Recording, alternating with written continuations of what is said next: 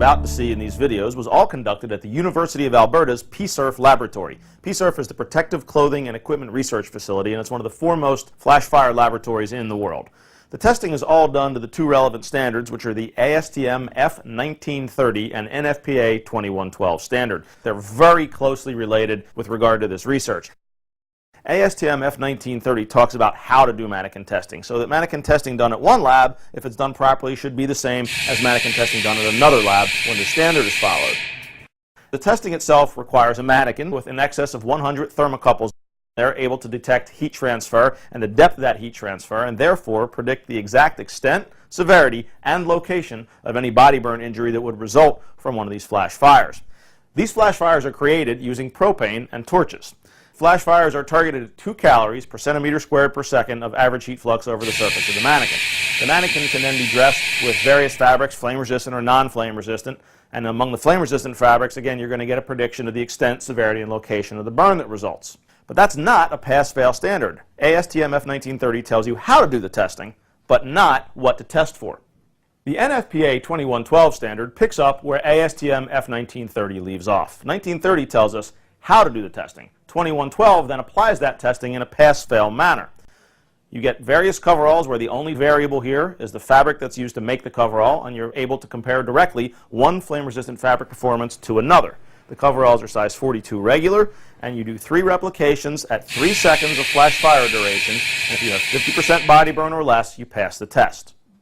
These tests are conducted at 3 seconds because both the NFPA and the CGSB, the two organizations who have defined flash fire, define it in essentially the same way.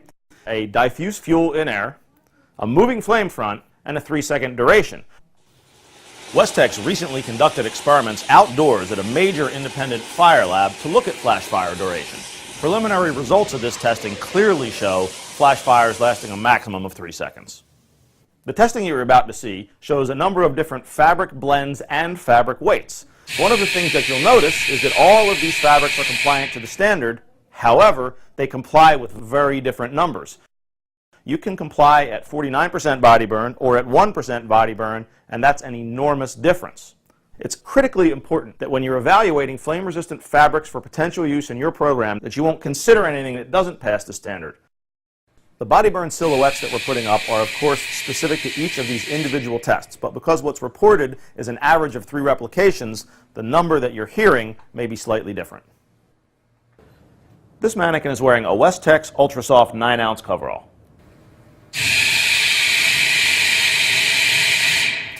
The flash fire is over. There's no after flame.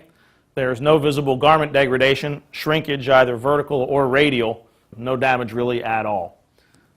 When we examine this exposure again in slow motion, we see that when the torches go out, the fire goes out. It's instant. There is no after flame of any kind on this garment, and there's also, again, no visible garment degradation, carbonization, or shrinkage. The body burn percentage for this fabric, the 9-ounce Ultra Soft, is about 9% in this test series, which again is excellent because this garment not only doesn't ignite and support combustion, but also insulates to the hazard as a single layer, hence the excellent body burn percentages. When we examine this garment after the exposure in close-up, we see that there is no shrinkage, either radial or vertical. There's no visible carbonization. There's no visible garment damage at all. This garment really still looks like we could wear it to work again, looking the same as it did going into the exposure. As you can see, when this garment is removed, the t-shirt underneath the coverall is still white. There is no damage to it of any kind, and thus we can see that the fabric not only didn't support combustion, but also insulated as a single layer to this hazard, hence the excellent body burn percentages. Here's the body burn silhouette for the Westex Ultra Soft 9-ounce coverall, and as you can see, it averages about 9%. 7 or 8% of that is the head and neck, which are censored but uncovered, so there's little or no body burn through the coverall. This garment is a 6-ounce Nomex 3A coverall in a 3-second flash fire 2112. Torches are lit, you have a 3-second flash, the torches go out, and there's some after flame on the garment, but the good news is it does self-extinguish. This garment is flame resistant and will save your life by not continuing to burn after the initial exposure is over. Now, there was some after flame and there was some significant garment degradation, and we can take a closer look at that. The garment is going to be shrunk both vertically and radially, and if you take a close look at the leg and the cuff area, you're going to see both of those phenomenon. You have some dye sublimation where the garment is pink instead of blue, complete dye sublimation where the garment is khaki instead of pink, and carbonization where the garment is orange peeled or even more dark than khaki. If you look at this and you suppose that the afterflame and or the garment degradation might have contributed to burn injury, you're right. The body burn data for this garment averages 34% second and third degree burn. The majority of that body burn occurs in areas not covered by the underwear, the arms and the legs, because there's only one layer, and that one layer, while it does not burn, to support combustion in air, also does not insulate adequately to this hazard.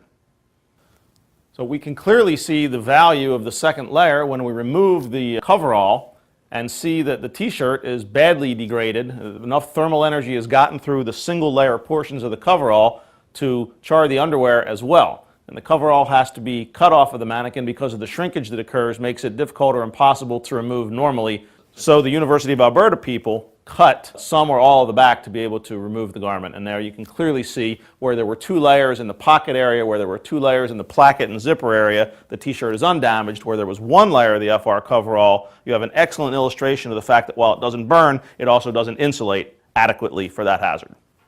Here's a body burn silhouette for the Nomex 3A 6-ounce coverall, and as you can see, the average is right around 30%.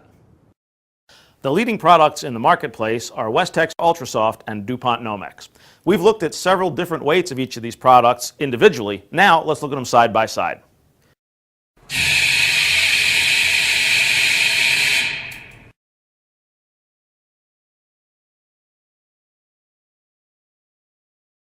The slow motion video gives us another excellent opportunity to take a good look at afterflame and garment degradation.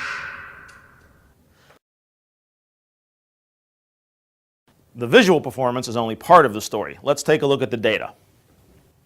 The body burn average for the Ultrasoft 9-ounce was 9%. The body burn average for the Ultrasoft 7-ounce was 14%. The body burn average for the Nomex 6-ounce 3A was 30%. And the body burn average for the Nomex 4.5-ounce 3A was 38%. But not all flash fires last 3 seconds. In fact, the vast majority aren't anywhere near that long. So it's very helpful to have data for durations less than 3 seconds, and those are best viewed on a graph. The data begins when measurable body burn through the coverall begins. We start to see measurable body burn under the Nomex garments at a second or a second and a half, depending upon weight, but not yet under the Ultrasoft garment. As we go out in time to 2, 2.5, or 3 seconds, you see the body burn steadily increasing through the Nomex, but no body burn through the Ultrasoft garments until 2.5 or 3 seconds, again depending on garment weight. The fabrics represented on this graph are all compliant to NFPA 2112, which requires less than 50% body burn at 3 seconds. However, it's easy to see that there's a vast disparity among otherwise compliant garments. You can comply with 49% body burn or 1% body burn. Both would comply, but have dramatically different implications for the person wearing the garment.